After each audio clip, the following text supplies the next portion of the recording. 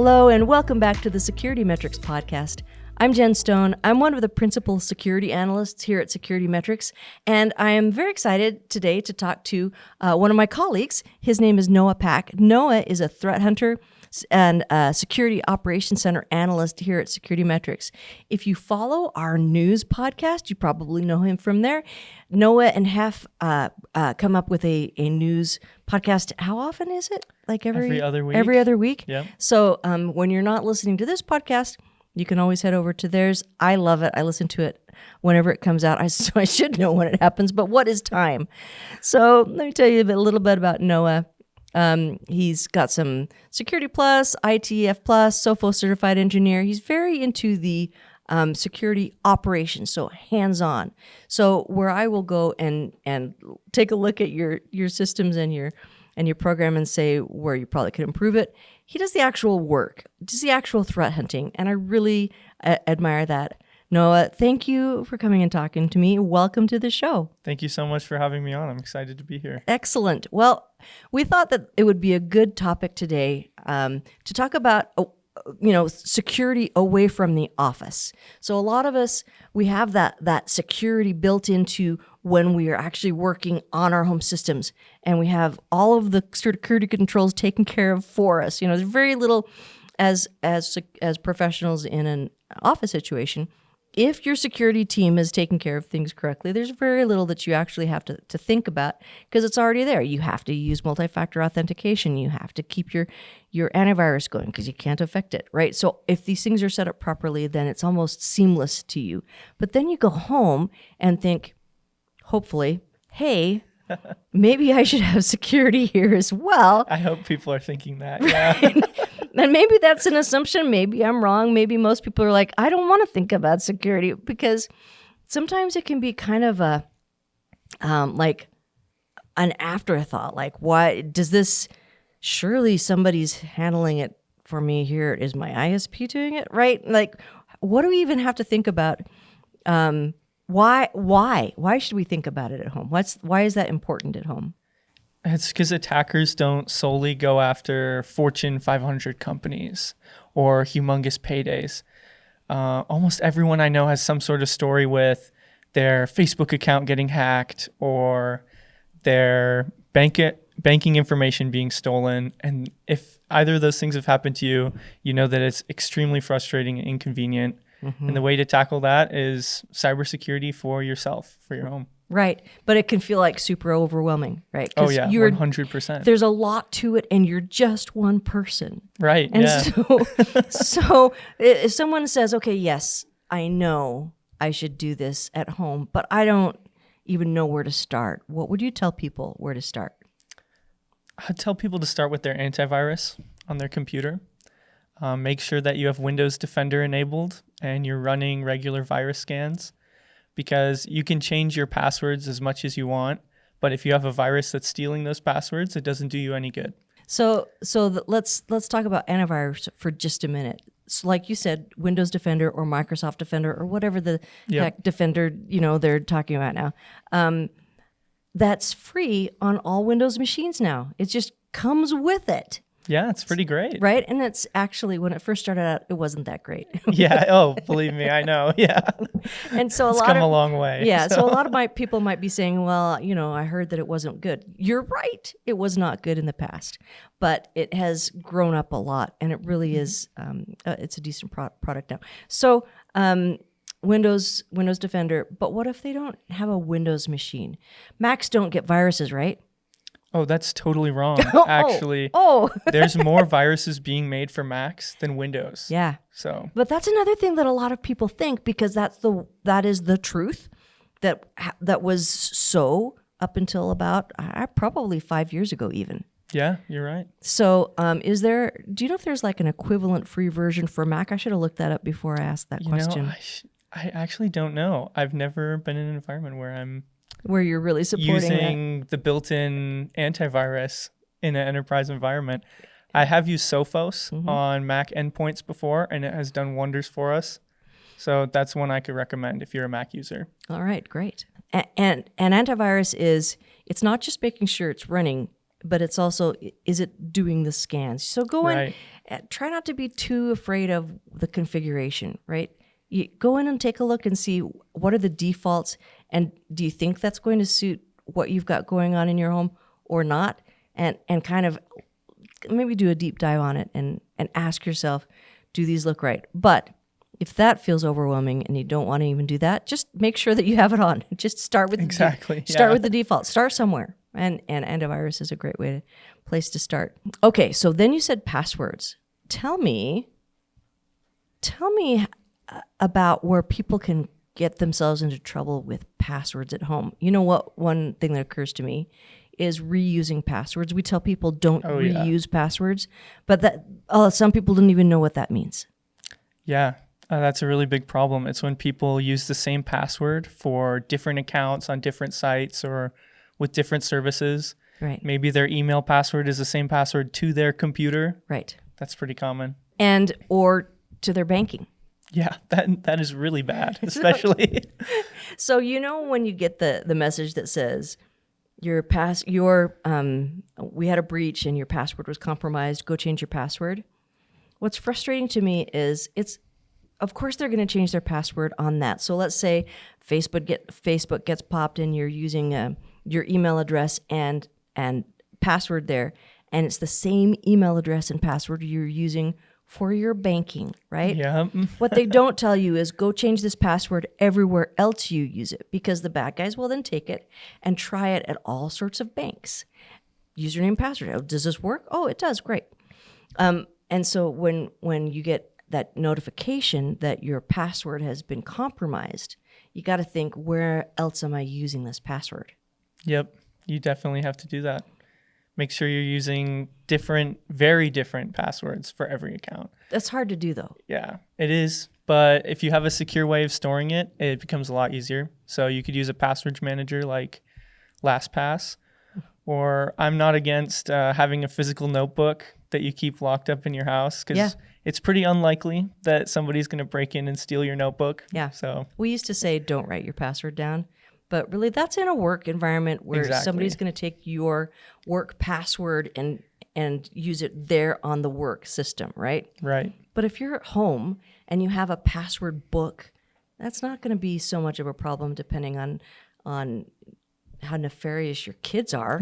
Yeah, if they can get into your banking, that might be an issue. I don't know, but there's different ways to make sure that you keep it secure, though. That you don't want your password to be so secret and secure that you can't remember what it is. Oh, I can't remember almost any of my passwords because they're so long. Right. But you want to be able to look it up. Right. So you want to find either where you've written it down, or I use LastPass personally, and Same here. I think it does a really good job. Yes, it has had its issues, but I always look at it, if you're using some kind of a service that gets breached, it's a lot more about how do they recover from that breach than the breach happened in the first place. Although we don't want the breach to happen in the first place. But if it does, you can really look at how does that company respond and recover from that. Did they take any learnings away from that? Not just be like, oh, well, they got breached, I'm never going to use them again. That doesn't seem like the way to do it. This episode is brought to you by our SecurityMetrics penetration testing team. They do a lot of pen tests. They do a lot, like network layer, application layer, segmentation checks. They're very, very knowledgeable, and some of them have even won like competitions at DEF CON. So you can rely on these guys to know what they're doing. Head over to securitymetrics.com, learn more about pen testing. You wrote an article recently. I did, yep. On the Osiris Codex. Tell me about that. You were a guest author or something? I was. So this is a publication online aimed at the intersection of information security and national security. So it's mainly people that work in the DoD that are kind of the common reader of this. And my article was about how useful it might be to have a firewall on your home network, especially targeted towards these people. And it's incredibly useful and important because adversaries to the United States are attacking DoD contractors or people that work at the DoD through their home network to try and get into the government. And a firewall is one of the ways to help mitigate that risk. Okay, and that's awesome, and I agree with you. But a lot of people, when I say, "Do you have a firewall at home?" they go, "That seems big and overwhelming, and I don't even know where to start." Yeah. So let's say a lot of our home users are very intelligent people, but they don't know firewalls, right? Yeah. So what do you tell them? So a firewall is a device that you can use to segment your home network. So you can split it up so some of the devices can't see other devices on your network. For example, you might not want your smart light bulbs to see your desktop computer or your work computer when you're working from home. Mm-hmm. That might be a good choice and a good use case for a firewall. But the best use case, I would say, is to pair it with an intrusion detection system and an intrusion prevention system. And that will help prevent malware. It'll catch a lot of different types of attacks and kind of reduce that attack surface against your home network. So let's say somebody wants to implement or configure an existing firewall on their home network. Where would you tell them to start? It depends on who it is. If it's someone that doesn't have a lot of experience in IT, or they've maybe never set up a router before, a home Wi-Fi router, this is going to be a little bit difficult for them. So I'd recommend they go with a more user-friendly firewall like a Ubiquiti. Mm-hmm. That'd be a good choice. But if you kind of know what you're doing, you know your way around the command line, pfSense or OPNSense, that's a really good choice, and it offers a little bit more customizability. Right.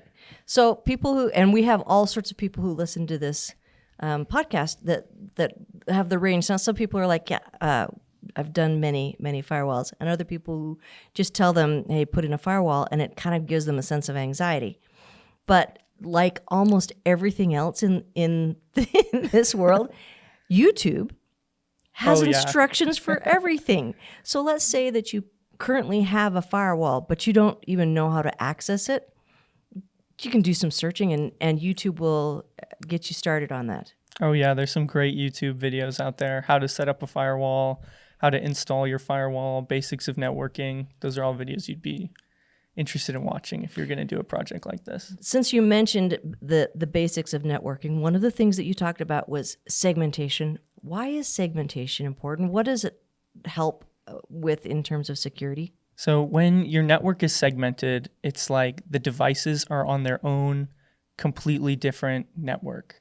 If you think of it like rooms, it would be like one room has maybe your smart TV and your smart doorbell, and another room has maybe like your phones, and another room has your desktop computer and your work computer, something like that. And that's going to prevent malware that gets on one of these devices from spreading to another segment or like another room. So, because if you set it up correctly, it's not going to jump from room to room. Instead, it has to go through some pretty good rules to let it know whether it's supposed to cross or not. Then the other thing that you talked about was intrusion detection, intrusion prevention. Yep. Can you give like the basics of what that is and why it would be helpful? Yeah. So an intrusion detection, intrusion prevention is like if you have a castle and somebody wants to get into the castle, they have to call up to the guard and say, oh, I'm this person. And the guard is like, okay, open the gate. And then they come through, right? Right. So that's like that kind of a setup for your network. Okay. And intrusion detection and intrusion prevention will say, oh, this packet that's coming in, it looks like it might have malware, so we're going to block it. And that'll prevent you from maybe accidentally downloading malware or some kind of attack. But it's also not perfect. Basically, what's a packet? It's a little piece of information that flows through the internet. Yeah, and it can hold a tiny bit of information. It can hold a good chunk of information. Kind of depends, how the packets are connected with each other and the way they come through, right? So don't be scared about the name packet. It's just all it means is a bit of information, and it's how the firewall looks at and allows or disallows information to come into your systems. Yep, exactly. So what other kinds of things would you recommend for home security? So my number one thing for people that say, oh, a firewall is too much work, but I'm willing to set up my antivirus and my passwords, I would say, okay, well, take a look at your router. Search up the model number with the words breach or virus or vulnerability, probably. And if your router is affected by some kind of vulnerability, just unplug it and throw it in the trash. I tell people all the time, like, if your router came with your house and it's like 10 years old, just throw it away at this point. Actually, no, because it's not being supported anymore. You can't even patch it to the point where you're going to need to, where it's going to be secure for you. Yeah, you want to patch your router. As every time there's an update available, right away, just go for it, because that's going to provide security updates. Right. So another thing that I tell people is that most of these firewalls come with, and routers come with default usernames and passwords. Oh, that is a big one, yeah. And that means that anybody who knows what kind of system you have, and you can just by basically asking it, what kind of system are you? It will come back and tell you what kind it is. And then you can go look up all of the usernames and passwords are listed on the internet somewhere. Yep. And then you can get in and suddenly you have control over that environment. Yeah, you definitely want to change the default Wi-Fi name, Wi-Fi password, the admin name and the admin password if you can on your router. And you want to make those complicated passwords. Right. Because the way that people kind of hack your Wi-Fi to get onto your network is with attacks that guess the most common passwords. Right. That's the usual type of way. So if your password is 32 characters long with a bunch of symbols and nothing that makes sense to the untrained eye, then you're going to be a lot less likely to be hacked into. Yeah, a lot of people I've seen, they'll make the password. Oh, that's or they'll horrible. make like password 123, or they'll make the password the same thing as the SSID, the Wi-Fi name. Yep. They'll repeat the Wi-Fi name as the password, or maybe put a 1 after it, because that's not sneaky. All right, so changing those is really important. You know what else I find I get pinged a lot for on Instagram actually is, hey, my Instagram account got hacked. Is there anything you can do? And unfortunately, there's just not. I mean, the people at Instagram, it's almost like they have no support. They don't care. Oh, yeah. Somebody came to us in the Threat Intelligence Center this past week and said that the same thing. Oh, my Instagram was hacked. Is there anything you guys can do to help me out? And we tried everything we could, but really it's on to Instagram, and their support isn't going to do very much for you unless you're got millions of followers probably and are bringing in money for Instagram. Yeah, maybe. But even then, man, they're not very good at protecting people. And so I always try and tell people before it happens. And you always feel bad because you're like, yeah, sorry that happened to you. Well, if you get it back, or, if you decide to do a new account. But really all you can tell people is make sure multi-factor authentication is in place. Yep. You want two-factor authentication on every single account, especially like your bank, your social media, things like that. And I would advise against using your phone as the backup if you can do it. Because a common attack that we're seeing too is called SIM swapping. And that's where somebody will call up your phone provider and say, hi, I'm Jen Stone and I lost my phone. Can you send me a new SIM card to this totally random address? Yeah. And your phone provider's like, oh yeah, totally. We'll send that right out. And then now that person has access to your two-factor authentication code when it comes in to get into your account. So the other thing you'd want to do to prevent that is to call up your phone service provider and tell them, if I ever request a new SIM card or want to make changes to my account, make me read off this password. Right. And more of them are starting to do that by default when you set up the account is what are your SIM request passwords? What is the protocol for that? And so it's not entirely ironed out, and a lot of them don't have that in place yet. But yeah, that's still a problem. So putting multi-factor in place in your social media is super important. But it's not just social media. There are people who don't have multi-factor in place on their bank accounts. Oh no. I know. And some banks won't allow you to not have it. Which is good. Yeah, it's absolutely required. And a lot of times I hear people say, well, it slows me down, or there's a variety of excuses that I hear for them not wanting it in place. And what's your response to that? I'd say, has your bank account ever been hacked? And then they'd say, oh no. And I'll be like, well, I know someone who did, and it took them like a month to get their finances figured out, to get their money back. And if you're not willing to type in an extra password when you're logging into your bank, you're exposing yourself to that risk. Yeah, for sure. So what else for home security can you advise people? I'd say to keep track of what software you're using across your devices and keep that updated as well. The apps on your phone's operating system, you want to update that. Don't let things get too old that they're not supported anymore by the manufacturer. And yeah, that's kind of the basics of home network security. Yeah, that's a good one. So patching systems and also patching operating systems. Yep, especially. So, yeah, because if you have, let's say you have a Windows machine and it says, hey, this is ready to install, and you're like, oh, I don't have time for that. I'm just not going to do it. But you might not know that there's a security vulnerability there that you're going to actually expose yourself possibly to a ransomware attack or some of these other very common issues if you don't update that. And fortunately, the computer basically does all the work for you. It says, hey, can I do this now? And you can go, yes, please do this now. Right? It's not like you actually have to know a lot about a system to be able to update it. Yep. And if you do, if it's difficult or if it's not working, probably your system is so old at that point that you just need to get rid of it. Sadly, computers are not something that are even intended to last for a lot of years. You get to 4 or 5 years, and it's getting pretty up there in age. Yeah, it's almost like planned obsolescence with some of these devices. I'd recommend before you buy something used or even before you buy kind of any big tech purchase to look at the end of life from the manufacturer.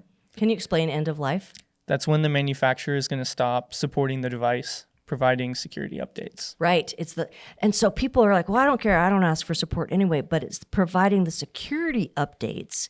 That's what you need. That really gets you in trouble at end of life. Just because you aren't getting a message, hey, a patch is ready to go, and because of a security update, doesn't mean there's not a vulnerability there. So there's a lot of times where people have gotten in trouble, like the Windows XP, when that was past end of life and people weren't updating, and then all of a sudden, we got all that WannaCry coming through and just wiping people out, right? Oh, yeah. Security awareness, that's another thing.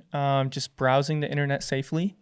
Because you can have the best security on your computer, your antivirus, you can have a firewall. But if you're maybe downloading movies from freemovies123whatever.com. That's sketchy? 100%. You are definitely going to get a virus. Like, it is only a matter of time. So make sure when you're downloading things, it's right from the publisher.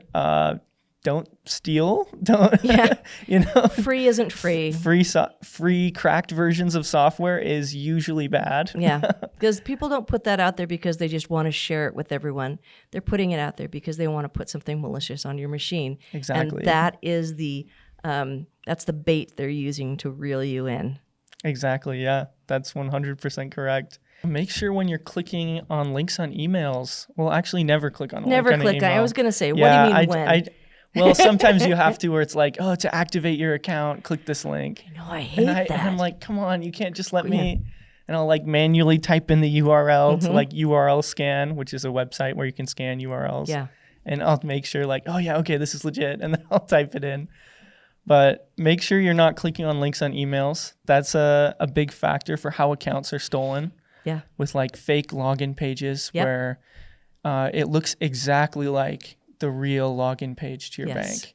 And then you type everything in and it even asks like, oh, we need your 2-factor authentication code, and you type that in too. And then it redirects you to your bank. But now the session is stolen. Like the attacker is also logged into your bank at the same time.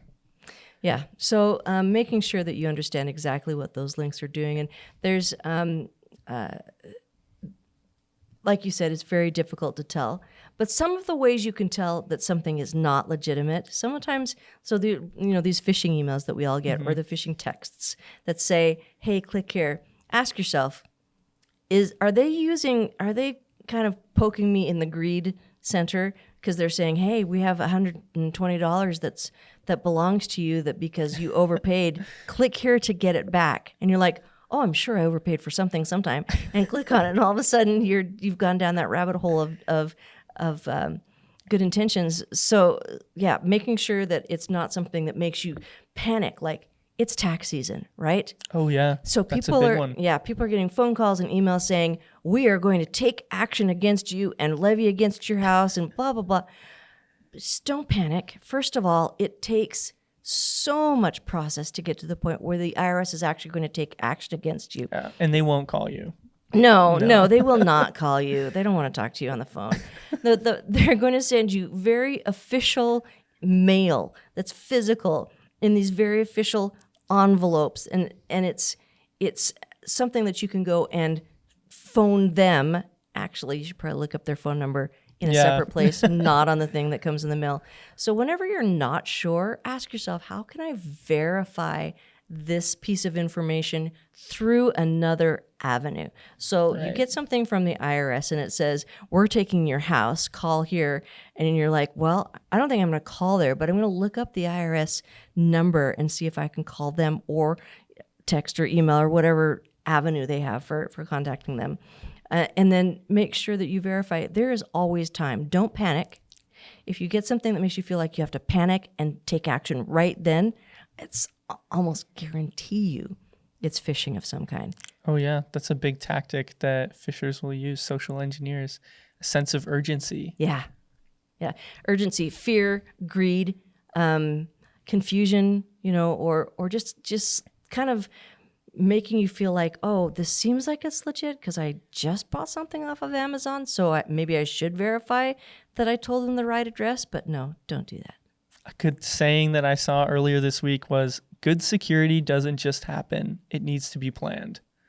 So have a home security plan, teach your kids the basics of being safe on the internet, do what you can to mitigate risk, update your router, update your antivirus, run antivirus scans, and it'll greatly reduce your attack surface. There's no way to be perfectly secure because new attacks come out every single day, but you can make yourself a harder target, and then you're a lot less likely to be breached. That is an excellent statement to wrap up on. I really appreciate your time today. I hope that you, if you're listening or watching, have gotten some information that you can apply. And just remember, we did cover a lot of information today, but don't feel like it's overwhelming. Like if you don't have anything in place, start with one thing and then let that settle and then think about the next thing. And then eventually you're going to improve your security stance at home and feel like you can cruise the internet safely. Yeah, exactly. Thank you so much for having me on, Jen. All right, we'll talk to you again. Thank you for joining us here again at the SecurityMetrics podcast. I hope to see you again in the future. Thanks for watching. To watch more episodes of SecurityMetrics podcast, click on the box on the left. If you prefer to listen to this podcast, it's available on all your favorite podcast platforms. See you on the slopes.